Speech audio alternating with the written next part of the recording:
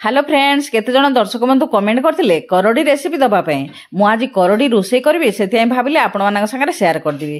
करडी किनिकी ताको पाखा पाखी 2-3 घंटा पानी रे पके रखिबा तेबे जाई करडी को रोसे कले पिता लागियोनी। मु राति सारा करडी पानी रे पके रखैथिली सखाळ हैला परे ताको सिझै देली। सिझै साला परे कढई गुटे बसई ता धरे तेल देई फुटण देई प्याज को भाजी देली। प्याज रे भाजेला परे सिझै रखिया करडी को पके देली आउ किछि आलू पके देली। आलू पके साला परे ताको डी संतुली लंका गुंड हलदी गुंड लुण दे भला भी संतुली देली। तापर देदेली जीरा धनिया रसुण सोरिषर बटाटी। एई तरकारी पूरा छतु तरकारी भली लागिवो।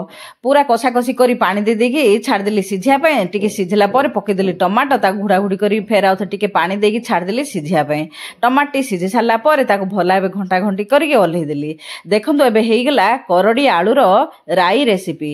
वीडियोटी भल लागिले चैनल को सब्सक्राइब करिए बोली आशा रखिली। आज में रहउची नमस्ते।